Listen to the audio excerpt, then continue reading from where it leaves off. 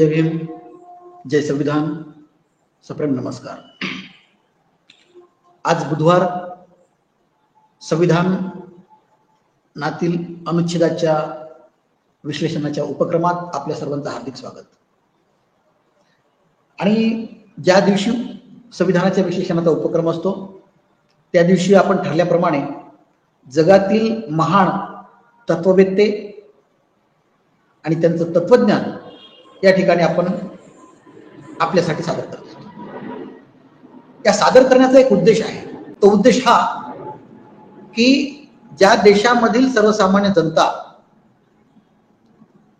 आपल्या मूलभूत अधिकारापासून जशी जशी वंचित होते आणि व्यवस्थेची गुलाम बनते, त्या गुलामीतून बाहेर काढण्यासाठी जगातील दुर्मिळ आणि मोजक्याच तत्ववेत्यांचं तत्वज्ञान आपल्याला ऊर्जा देणारी असते। आणि म्हणून या दिवशी आपण तत्ववेत्यांचं तत्वज्ञान आपण सादर करत आहोत।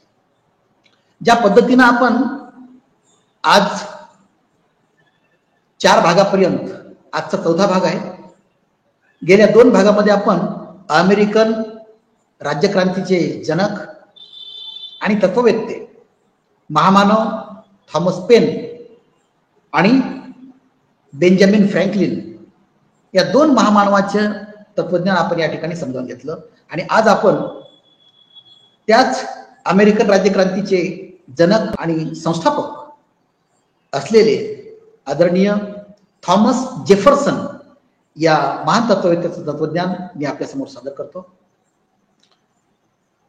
आणि विशेष म्हणजे प्रत्येकाच्या जीवनामध्ये काही ना काहीतरी ऊर्जा मिळवून देण्यासाठी, निष्क्रिय मधून सकारात्मकता निर्माण करण्यासाठी आणि निगेटिव्हिटी मधून पॉझिटिव्ह काहीतरी मानसिकता निर्माण होण्यासाठी या तत्वज्ञानाचा उपयोग आपल्या जीवनामध्ये होत असतो। असेच थॉमस जेफरसन, जे अमेरिकेचे स्वातंत्र्याच्या घोषणेचे ते मुख्य प्रवर्तक होते। त्यांचा जन्म 13 एप्रिल 1743 रोजी झाला आणि त्यांचं निधन 4 जुलै 1826 रोजी त्यांचं निधन झालं। त्यांच्या संपूर्ण आयुष्यामध्ये त्यांनी जे अनुभवलं, त्या अनुभवाच्या शिदोरीमधून आपल्यासाठी त्यांनी काही तत्वज्ञान सांगितलं, ते मी या ठिकाणी आपल्या समोर जशाच्या तशा शब्दामध्ये व्यक्त करतो। ते म्हणतात, मी कोण आहे हे सत्य आपण कधी जाणतो का? हे जाणण्यासाठी विचार करू नका, तर केवळ कृती करा, कारण कृतीमुळेच स्वतःविषयी माहिती इतरांना मिळेल। त्यानंतर ते पुन्हा सांगतात, गोष्ट स्टाईलची असेल तर पाण्याच्या प्रवाहाप्रमाणे वाहत जा, परंतु सिद्धांताची जर ती गोष्ट असेल तर खडकाप्रमाणे ठाम राहा। त्यानंतर ते सांगतात, जी संवेदना एका चांगल्या विचाराने मिळते, ती संवेदना कोट्यावधी रुपये खर्चून सुद्धा मिळवू शकत नाही। पुन्हा ते म्हणतात, जेव्हा आपण काही करत असतो त्यावेळी असा विचार करा की संपूर्ण विश्वच आपल्याला पाहत आहे। त्यानंतर ते पुन्हा सांगतात, चालण्या फिरण्यासारखा दुसरा चांगला व्यायाम नाही, त्यामुळे रोज काही वेळ फिरण्यासाठी राखून ठेवा। पुन्हा ते सांगतात, भविष्याकडे लक्ष देऊन स्वप्ने पाहणे भूतकाळातील इतिहासापेक्षा सुंदर आहे। पुन्हा ते म्हणतात, पैसे किंवा मौज मस्ती म्हणजे जीवन नाही। बघा, पैसे किंवा मौज मस्ती म्हणजे जीवन नव्हे, तर जे काम आपण करतो त्याच्या आनंदाचा अनुभव हेच खरे जीवन आहे। त्यानंतर ते पुन्हा सांगतात, ज्या व्यक्तीच्या डोक्यात कोणाविषयीही द्वेष नसतो तो सत्याच्या अधिक जवळ असतो. मात्र अशा व्यक्तीपेक्षा द्वेष असणाऱ्या व्यक्तीच्या मनात चुकीच्या गोष्टी असतात. पुन्हा ते सांगतात, काही लोकांना बंदूक किंवा हत्यार जवळ ठेवणे आवडते, परंतु स्वप्नातही त्याचा वापर करण्याची त्यांची इच्छा नसते.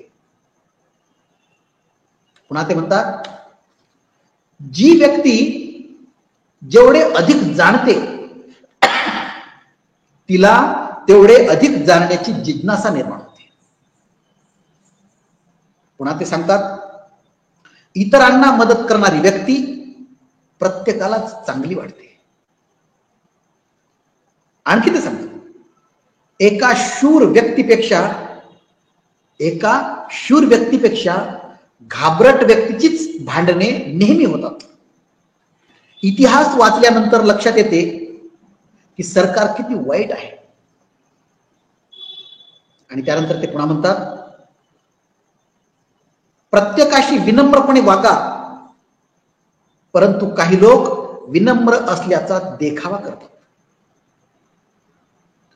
आणि महत्वाचं सांगतात ते काय, ज्या ठिकाणी प्रेस मोफत आहे, प्रेस म्हणजे वर्तमानपत्र ज्यांच्यामध्ये लिखाणासाठी पत्रकारिता असते ती प्रेस, ज्या ठिकाणी प्रेस मोफत आहे आणि जेथे प्रत्येक व्यक्ती वाचणे लिहिणे जाणतो, ती जगातील सर्वात सुरक्षित जागा असेल. काम पुन्हा सांगतात, जे काम आपण स्वतः करू शकतो त्यासाठी दुसऱ्याला त्रास देऊ नका. आणि जे काम आपण आज करू शकतो ते उद्यावर कधीही नेऊ नका. पुन्हा ते सांगतात, जे काम करण्याची आपली इच्छा असते ते करण्यासाठी कोणताही त्रास होत नाही. आणि शेवटी ते सांगतात, जेव्हा कोणी एकटा प्रवास करतो त्याला अधिक स्थळे पाहण्याची संधी मिळते. आणि अगदी खरोखरच जेव्हा शेवटचं तत्वज्ञान थॉमस जेफरसन यांनी सांगितलं, त्या शेवटच्या तत्वज्ञानावरून एक तत्वज्ञानाची आठवण झाली, जे तत्वज्ञान डॉक्टर बाबासाहेब आंबेडकरांनी आपल्यासाठी सांगितलं. ते म्हणतात की एकट्याने जाण्याचा प्रयत्न करा. आपल्या कोणी मागे आहे किंवा सोबत आहे याची भीती बाळगू नका. एकटे गेल्याच्या नंतर लोक आपोआप तुमच्या सोबत जोडतात. आणि जर तुम्ही लोकांसोबत जाण्याचा प्रयत्न करसाल, लोक जर सोडून गेले तर एकटे पडसाल आणि मग तुम्हाला माघार घ्यावी लागेल. म्हणून एकटे जाण्याचा प्रयत्न करा, लोक आपोआप जुळतील. हे डॉक्टर बाबासाहेब आंबेडकरचं तत्वज्ञान सुद्धा मी यांच्यासोबत जोडलेलं आहे, जे थॉमस जेफरसन यांनी आपल्याला शेवटच्या तत्वज्ञानामध्ये सांगितलं. अशा प्रकारे या आतापर्यंत सांगितलेल्या आजच्या तत्वज्ञानाचा वापर आपण आपल्या प्रत्येकाने जीवनामध्ये करावा, आचरणातून सिद्ध करावा. निश्चितपणे तुम्हाला शेवटच्या श्वासापर्यंत जगण्याची ऊर्जा मिळेल. आणि आपण स्वतःच्या सद्सत विवेकबुद्धीला अंतर्मुखून विचार केला की आजपर्यंत मी काय जगलो, यापेक्षा इथून पुढे कसा जगणार आहे याला निश्चित ऊर्जा मिळते आणि या जीवनाला महत्व प्राप्त होते. एवढं बोलतो आणि थांबतो. या ठिकाणी तत्वज्ञान सादर केलेलं आहे. आता आपण आजच्या या संविधान विश्लेषणाच्या उपक्रमामध्ये अनुच्छेद क्रमांक 5 या अनुच्छेदाचं विश्लेषण आपण करणार आहोत. अनुच्छेद क्रमांक 5 आणि भाग 2 यामध्ये नागरिकत्व म्हणजे या भारत देशाचा नागरिक कुणाला म्हणावं, कोण या व्याख्येमध्ये बसतं आणि ते 100% अशा नागरिकाचं नागरिकत्व या अनुच्छेद क्रमांक 5 ते अनुच्छेद क्रमांक 11 पर्यंत या ठिकाणी सिद्ध होणार आहे. म्हणून 5, 6, 7, 8, 9, 10 आणि 11 या अनुच्छेदाच्या विश्लेषणामध्ये आपल्याला समजून घेणं भाग आहे की नागरिक कुणाला म्हणावं. आणि कुठल्याही देशाच्या नागरिकांचा समूह म्हणजे त्या देशाची सर्वसामान्य जनता असते आणि त्याच सर्वसामान्य जनतेवरती संपूर्ण त्या देशाची धुरा असते.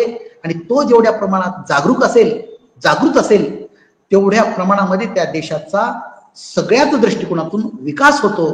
जर समजा त्या देशाचा नागरिक त्या देशाच्या व्यवस्थेपासून, त्या देशाच्या संपूर्ण प्रकारच्या नियमापासून, कायद्यापासून जर वंचित आणि उपेक्षित असेल, अज्ञानी असेल, निश्चितपणे त्या देशाचा विकास कधी होत नाही. अगदी तीच अवस्था आमच्या देशाची झाली. आणि म्हणूनच 75 वर्षानंतर या संविधानाच्या जागृतीच्या आणि अनुच्छेद समजून घेण्याच्या उपक्रमाला आपण 75 वर्षानंतर सुरुवात केलेली आहे.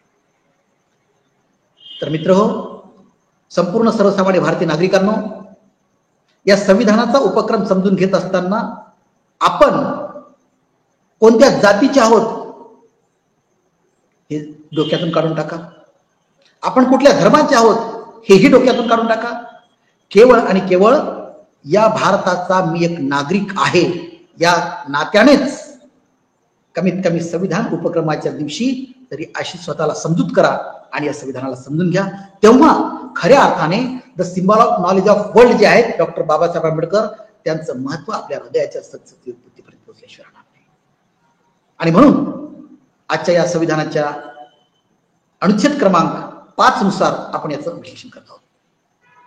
जेव्हा आपल्या देशाला स्वातंत्र्य मिळालं 15 ऑगस्ट 1947 ला, आणि तत्पूर्वी 14 ऑगस्ट 1947 ला या देशाची फाळणी झाली. 14 ऑगस्ट 1947 ला पाकिस्तानची निर्मिती झाली आणि 15 ऑगस्ट 1947 ला भारताची निर्मिती झाली.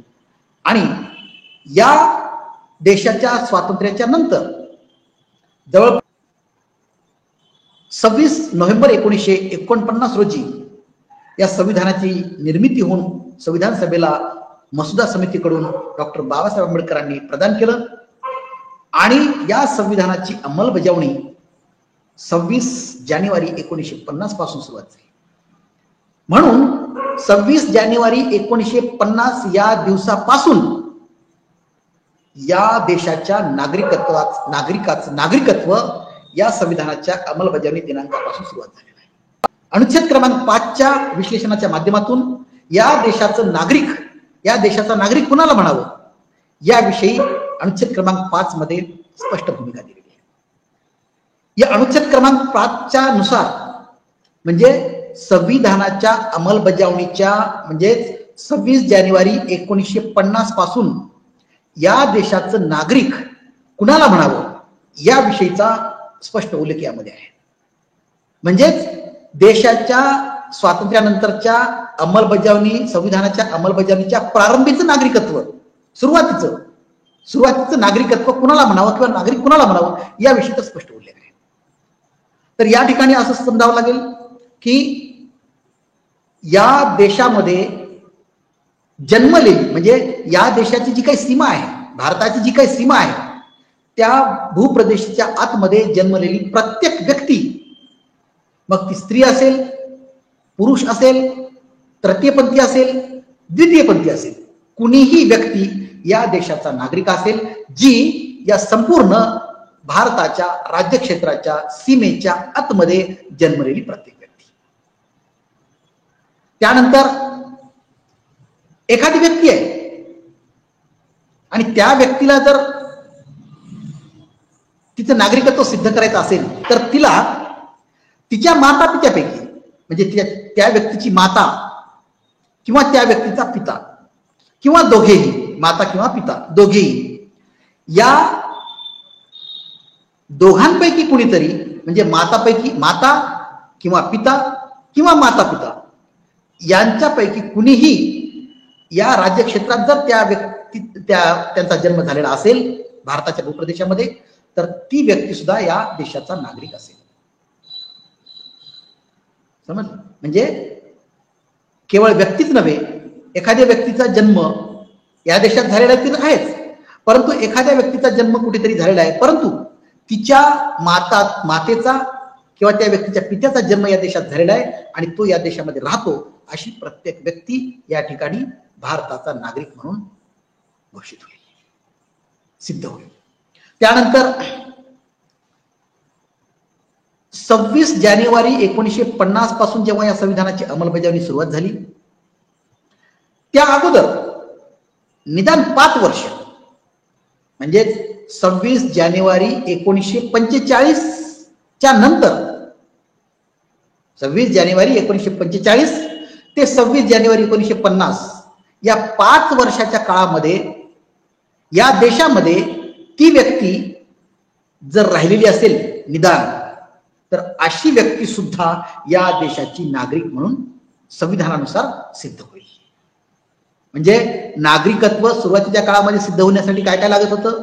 निदान या देशामध्ये तिचा जन्म झाला पाहिजे, किंवा तिच्या त्या व्यक्तीच्या माता किंवा पिता या दोघांपैकी किंवा दोघेही यांचा या भूप्रदेशामध्ये जन्म झालेला असला पाहिजे, किंवा 26 जानेवारी 1950 च्या पूर्वी 5 वर्षामध्ये या देशामध्ये त्या व्यक्तीचा जन्म झालेला असला पाहिजे, किंवा या देशामध्ये त्या व्यक्तीचा अधिवास असला पाहिजे, ती 5 वर्ष कमीत कमी राहत असली पाहिजे. अशी व्यक्ती या देशामध्ये देशाचा नागरिक म्हणून सिद्ध होईल संविधानाच्या मार्गदर्शक या तत्वानुसार, या कलमानुसार. तर अशा पद्धतीनं या देशाचा संविधानाच्या अंमलबजावणीच्या प्रारंभीचा जो नागरिक आहे तो या ठिकाणी सिद्ध होणार आहे अनुच्छेद क्रमांक 5 नुसार. कारण सुरुवातीच्या काळात काय होतं की आपल्या भारत देशाची, हिंदुस्थानची पाहणी झाली, भारत आणि पाकिस्तान 2 देश झाले. त्यामुळं सुरुवातीच्या काळामध्ये भारताचा नागरिक कोणता, पाकिस्तानचा नागरिक कोणता, पाकिस्तानातून इकडे आले तर काय, या सगळ्याविषयी संभ्रम दूर व्हावा म्हणून अनुच्छेद क्रमांक 5 नुसार भारताचा नागरिक कसा असावा याविषयी या अनुच्छेदामध्ये स्पष्टपणे या ठिकाणी भारताच्या नागरिकाचं सिद्ध करून दाखवले. आता अनुच्छेद क्रमांक 6 यामध्ये पाकिस्तानातून स्थलांतरित करून जर आपल्या देशामध्ये कुणी आला तर त्याचं नागरिकत्व कसं सिद्ध करायचं याविषयी अनुच्छेद क्रमांक 6 मध्ये स्पष्ट भूमिका दिलेली आहे. कारण भारत आणि पाकिस्तानची जेव्हा निर्मिती झाली तर सुरुवातीच्या काळामध्ये अनेक पाकिस्तानचे लोक आपल्या भारतात आले, भारतातले काही मुस्लिम लोक पाकिस्तानात गेले, आणि त्या जाणे येण्यामुळे पाकिस्तानचीही त्या ठिकाणी नागरिकत्वाची प्रॉब्लेम झाला आणि आपल्या भारताचाही प्रॉब्लेम झाला. कुणाला सिद्ध करावं, नागरिक कुणाला बनावं, यासाठी स्पष्ट भूमिका डॉक्टर बाबासाहेब आंबेडकरांनी या संविधानाच्या माध्यमातून स्पष्ट केलेली आहे की पाकिस्तानमधून आलेला एखादा व्यक्ती असेल आणि त्याचं नागरिकत्व कसं सिद्ध करायचं याविषयी अनुच्छेद क्रमांक 6 नुसार या ठिकाणी सांगितलेलं आहे की 26 जानेवारी 1950च्या दिवसापासून पुढे एखादा पाकिस्तानामधून नागरिक जर आपल्या देशात आला, जर आपल्या देशामध्ये स्थलांतरित होऊन आला आणि स्थलांतरित होऊन आपल्या देशात पाकिस्तानातून जर आला तर त्याचं नागरिकत्व सिद्ध करण्यासाठी जे काही त्यावेळेचे कायदे होते त्या कायद्यानुसार तो त्या ठिकाणी सिद्ध झाला पाहिजे. तेव्हा एक कायदा होता, गव्हर्नमेंट ऑफ इंडिया ऍक्ट 1935. म्हणजे 1935 चा जो कायदा होता गव्हर्नमेंट इंडिया ऍक्ट, या ऍक्ट नुसार त्या व्यक्तीचा, म्हणजे पाकिस्तानातून एखादी व्यक्ती आपल्या देशामध्ये आलेली आहे आणि तिला भारताचं नागरिकत्व पाहिजे असेल तर त्यासाठी नियम कोणता होता की त्या व्यक्तीचे माता किंवा पिता यांचा या ठिकाणी कोण्याही एकाचा जन्म झालेला आहे भारतामध्ये. कोणत्या भारतात? म्हणजे 1935च्या गव्हर्नमेंट ऑफ ऍक्ट नुसार, इंडिया ऍक्ट नुसार, त्या काळातल्या त्या ऍक्ट नुसार या देशामध्ये जर त्याचा जन्म झालेला असेल पाकिस्तानातून येऊन सुद्धा, आणि हे जर सिद्ध झालेलं असेल तर ती व्यक्ती या भारत देशाचा नागरिक म्हणून सिद्ध होईल.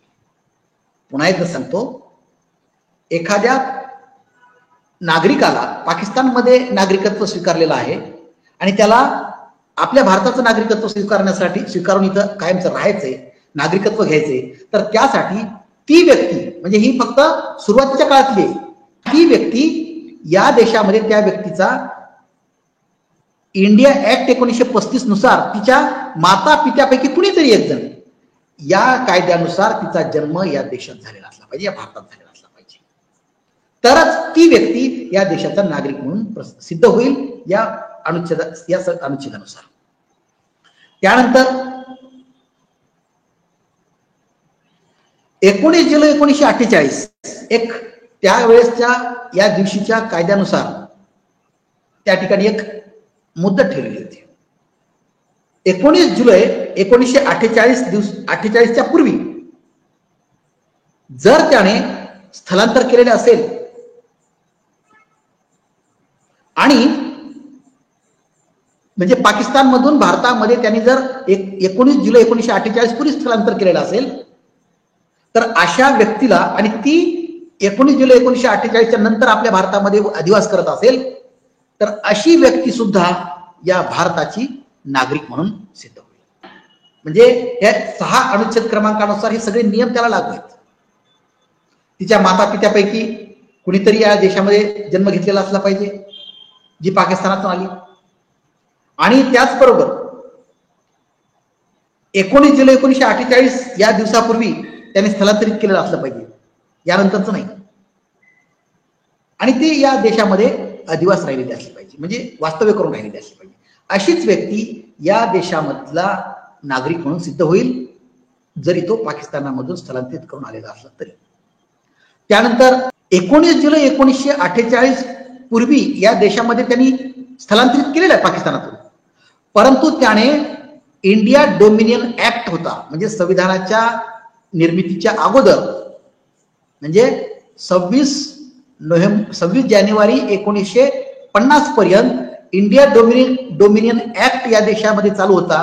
तर त्या ऍक्टनुसार, त्या कायद्यानुसार ही व्यक्ती जी पाकिस्तानामधून स्थलांतरित करून भारतामध्ये आलेली आहे ती 19 जुलै 1948 पूर्वी आलेली असेल असा पुरावा असलेला एखादा कागद त्या इंडिया डोमिनियन ऍक्टच्या कायद्यानुसार तत्कालीन अधिकाऱ्याच्या मार्फत एखादा जर सही शिक्का असलेला जर कायद्याचा पुरावा असेल तर तो पुरावा ग्राह्य धरून तो या भारताचा नागरिक म्हणून, जरी तो पाकिस्तानामधून स्थलांतरित करून आलेला असला तरी, म्हणजे केवळ 19 जुलै 1948 पूर्वी या पाकिस्तानमधून भारत देशामध्ये स्थलांतरित झालेला असला आणि त्याचा पुरावा सुद्धा त्याच्याकडे पाहिजे की जो तत्कालीन कायद्यानुसार या देशामध्ये होता, अशा पद्धतीचा जर त्याच्याकडे पुरावा असेल तरच तो या देशाचा नागरिक म्हणून सिद्ध होईल संविधानाच्या या अनुच्छेदानुसार. अशा प्रकारे या ठिकाणी अनुच्छेद क्रमांक 5 आणि अनुच्छेद क्रमांक 6 या अनुच्छेदाचं आपण विश्लेषण केलेलं आहे. आणि मी मागे सांगितल्याप्रमाणे की अनुच्छेदाचे विश्लेषण आणि तेही तुमच्या भाषेमध्ये तुम्हाला समजेल अशा भाषेमध्ये करणं हे अत्यंत जिकिरीचं काम आहे. आपण पाहतो की प्रत्येकाच्या घरामध्ये संविधान आहे, परंतु पहिलं पान काढलं की आमचा जीव पुढं तिसरं पान दुसरं पान उघडण्यामध्ये होत नाही, धड साहस होत नाही. त्याचं हेच कारण आहे की आम्हाला त्या संविधानातील जी भाषा आहे ती भाषा थोडीशी किचकट आणि अवघड वाटते, म्हणून आम्ही संविधानाकडे पाहत नाही आणि त्यासाठी त्या संविधानाचं विश्लेषण उपक्रमात सुरुवात केलेली आहे. म्हणून 5 आणि 6 अनुच्छेदाचं विश्लेषण आपण या माध्यमातून केलेलं आहे आणि जे स्पष्टपणे सांगितलेलं आहे. आणि आपल्याला हेही आवाहन करतो की या 5 आणि 6 किंवा आतापर्यंत जे काही अनुच्छेदाचं आपण विश्लेषण केलेलं आहे त्याच्यामध्ये संदिग्धता आपल्या मनामध्ये असेल तर त्यांनी माझ्या या व्हॉट्सअप क्रमांकावरती आपण त्या ठिकाणी लेखी टाईप करून प्रश्न विचारा, त्याचं उत्तर मी त्याही वेळेत द्यायला तयार आहे आणि पुढच्या बुधवारच्या वेळेस सुद्धा मी ते द्यायला तयार असतो. तर या ठिकाणी 5 आणि 6चं विश्लेषण केलेलं आहे. आता आपण या ठिकाणी 7व्या अनुच्छेदाच्या क्रमांकाचं विश्लेषण आपण या ठिकाणी करणार आहोत. आता ज्या पद्धतीनं आपण पाहिलं की पाकिस्तानातून स्थलांतरित करून आलेल्या भारताचं नागरिकत्व त्याला द्यायचं असेल तर आपण या ठिकाणी 5 आणि 6 क्रमांकाच्या अनुच्छेदाचं विश्लेषण केलं. परंतु 7व्या क्रमांकामध्ये काय आहे अनुच्छेदामध्ये की भारताचे नागरिकत्व असताना सुद्धा सुरुवातीच्या काळामध्ये ज्यांना पाकिस्तानच्या नागरिकाचं नागरिकत्व स्वीकारायचं असेल तर त्यांच्यासाठी सुद्धा या 7व्या क्रमांकाच्या अनुच्छेदामधून विश्लेषण केलेलं आहे की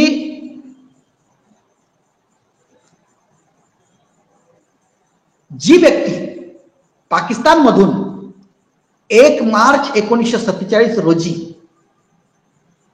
किंवा त्यानंतर म्हणजे 1 मार्च 1947 रोजी त्याच्यानंतरच्या दिवसापर्यंत म्हणजे संविधान अंमलबजावणीपर्यंत जो कोणी व्यक्ती भारत देशामधून पाकिस्तानमध्ये जाऊन तेथील नागरिकत्व स्वीकारण्याची इच्छा व्यक्त करेल आणि तो भारताचं नागरिकत्व सोडून त्या देशामध्ये जाऊन नागरिकत्व सिद्ध करेल अशी व्यक्ती या देशाची नागरिक म्हणून मानली जाणार नाही. हे 7व्या क्रमांकाच्या अनुच्छेदामध्ये आपण समजून घेतो. काय की जी व्यक्ती पाकिस्तानचं नागरिकत्व स्वीकारतो 1 मार्च 1947 पासून, अशी व्यक्ती त्या पाकिस्तानचं नागरिकत्व स्वीकारून तिकडे जर वास्तव्य करत असेल तर त्या नागरिकाचं नागरिकत्व भारताचं त्या दिवसापासून मानलं जाणार नाही, तो या देशाचा नागरिक मानला जाणार. एखादा जर समजा 1 मार्च 1947 ला ती व्यक्ती पाकिस्तानामध्ये गेली, कल्पना करा 1 मार्च 1947 ला आपल्या देशाचं नागरिकत्व सोडून ती व्यक्ती पाकिस्तानमध्ये गेली, परंतु 19 जुलै 1948 ला पुन्हा त्या व्यक्तीला जी 1 मार्च 1947 ला भारताचं नागरिकत्व सोडून पाकिस्तानात गेली आणि पुन्हा त्याच व्यक्तीला भारताचं नागरिकत्व जर पाहिजे असेल तर त्याने 19 जुलै 1948 पर्यंतच या देशामध्ये जर आला आणि या 19 जुलै 1948 रोजी त्यांनी इंडिया डोमिनियन ऍक्ट नुसार या देशाचं नागरिकत्व होतं हे जर पुराव्याने सिद्ध केलं तर तो पुन्हा या देशाचा भारताचा नागरिक म्हणून सिद्ध होईल या संविधानाच्या तत्त्वज्ञानात, या मार्गदर्शक तत्त्वानुसार. थोडक्यात 7व्या क्रमांकाच्या अनुच्छेदानुसार 1 मार्च 1947 पर्यंत त्याने जर पाकिस्तानचं नागरिकत्व स्वीकारलं तर त्याचं भारताचं नागरिकत्व संपुष्टात येईल. आणि जर तोच व्यक्ती पुन्हा किंवा दुसरे कुणीही 19 जुलै 1948 पर्यंत भारताचं नागरिकत्व पुन्हा जर त्यांनी सिद्ध केलं तर तो पुन्हा भारताचं नागरिकत्व सिद्ध होईल. आणि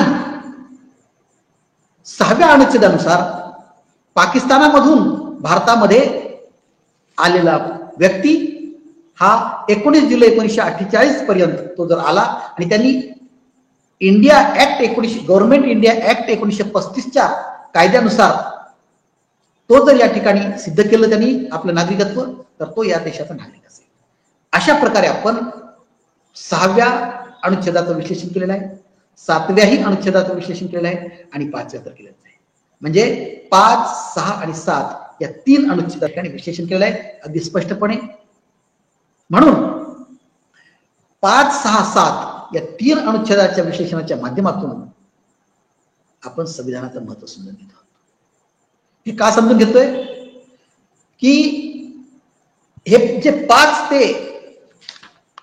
12, 11 या अनुच्छेदामधून भारतीय नागरिक स्पष्ट भूमिका डॉक्टर बाबासाहेब आंबेडकरांनी या अनुच्छेदामधून स्पष्ट केली. आज आपण फक्त 5, 6 आणि 7 या 3च अनुच्छेदाचं विश्लेषण करून समजून घेतलंय. 8, 9, 10, 11 आणखी 4 अनुच्छेदाचं विश्लेषण आपण समजून घेणार आहोत. तेव्हा कुठं या देशाचा नागरिक कुणाला म्हणावं हे सिद्ध होईल.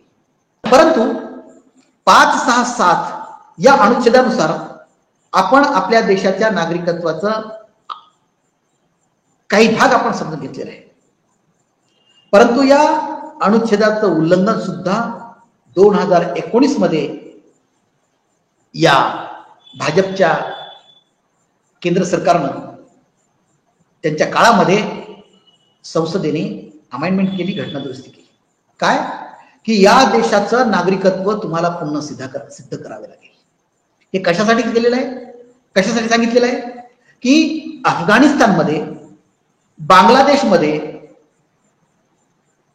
या देशातील जे निर्वासित आहेत त्या निर्वासितांचा कळवळा या भाजपच्या मोदी सरकारला आलेला आहे आणि त्यांना नागरिकत्व देण्याचा अट्टहास या देशातील या भाजपच्या सरकारला आलेला होता.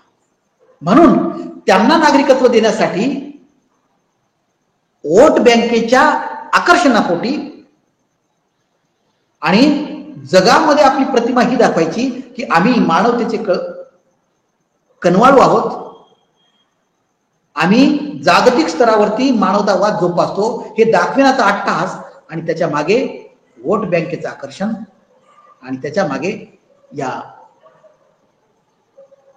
राजकारणाचा हवास, ह्या एकाच कारणापोटी या नागरिकत्व पुन्हा सिद्ध करण्याचा 75 वर्षाच्या नंतर या केंद्र सरकारने संसदेमधून घटना दुरुस्ती केली आणि 2019 मध्ये याची अंमलबजावणी होणार होती, परंतु लागलीच कोरोनाचा कालावधी सुरुवात झाली आणि त्यामुळं हे विधेयक, हे कायदा अंमलबजावणी करण्यासाठी प्रलंबित आजही आहे. त्यावेळेस काही विरोधी पक्षांनी, तेव्हा तो विरोधी पक्ष नव्हताच, परंतु तरी सुद्धा विरोधी पक्षांनी, माध्यमांनी आणि सर्वसामान्य जनतेमध्ये या ठिकाणी विरोध झाला. त्याची अंमलबजावणी थांबली आणि पुन्हा कधीही चालू होऊ शकते. आता ज्या पद्धतीनं या जातीय जनगणनेच्या माध्यमातून सुरुवात झालेली जनगणना, त्या माध्यमातून ते नागरिकत्व सिद्ध करण्याची सुद्धा या ठिकाणी वेळ येऊ शकते, अशी शंका सुद्धा आहे. आणि म्हणून थोडक्यात सांगायचं की डॉक्टर बाबासाहेब आंबेडकरांनी अनुच्छेद 5 ते 11च्या माध्यमातून या देशातला नागरिक कुणाला म्हणावं ही संकल्पना स्पष्टपणे सांगितलेली असताना सुद्धा या सरकारने या नागरिकत्वाला पुन्हा संभ्रमित करून एक प्रकारे या वेगवेगळ्या प्रकारच्या जातीच्या माध्यमातून वेगवेगळ्या प्रकारच्या या मनुस्मृतीला लागू करण्यासाठी वेगवेगळ्या प्रकारचे फंडे वापरण्यात येत आहेत, ज्याची काहीही आवश्यकता नाही. CAA NRC लागू करण्याची काही आवश्यकता नसताना या सरकारने या नागरिकत्व सुधारणा विधेयक या ठिकाणी पारित केलं आणि त्याची अंमलबजावणी करण्यासाठी ते प्रयत्न करत आहेत. थोडक्यात सांगायचं असं की या अमेंडमेंट मधून, या घटना दुरुस्तीमधून कुठल्याही प्रकारचं नागरिकत्व नव्याने सिद्ध करण्याची अजिबात गरज नाही. फक्त केवळ डॉक्टर बाबासाहेब आंबेडकरांचं संविधान आम्हाला नकोय, या एकाच द्वेषापोटी हे सगळं षडयंत्र चालू आहे आणि या षडयंत्राला हाणून पाडण्याचं काम आपण सर्वांनी केलं पाहिजे. आणि त्यासाठीच हे संविधान कशा पद्धतीनं स्वच्छ अर्थ आहे, या देशाच्या हजारो वर्षानंतरचा विचार करून डॉक्टर बाबासाहेब आंबेडकरांनी हे संविधान निर्माण केलं की या देशातल्या प्रत्येक नागरिक जर जातीच्या, धर्माच्या, भेदाच्या भिंती भेदून जर जागृत झाला तर हा देश कधीच गुलामीत कुणाच्या जाणार नाही आणि स्वतंत्र, सार्वभौमत्व, न्याय आणि बंधुताच्या दिशेने हा देश जाईल. याच दूरदृष्टीने विचार करून याच उद्देशापोटी हे संविधान निर्माण केलं आणि या संविधानाला आपण समजून घेण्यामध्ये कमी पडलो. म्हणूनच या संविधानाचा विश्लेषणचा उपक्रम या बहुजन संघटकच्या माध्यमातून आपल्या देशातील 140-42 कोटी लोकांच्यासाठी या उपक्रमाला सुरुवात केली. आपण सर्वांनी या व्हिडिओच्या माध्यमातून आजपर्यंत 7 अनुच्छेदापर्यंत हे संविधान समजून घेतलं, त्याबद्दल प्रत्येकाचे आभार मानतो आणि थांबतो. जय संविधान, जय भारत, धन्यवाद, जय भीम, नमस्कार.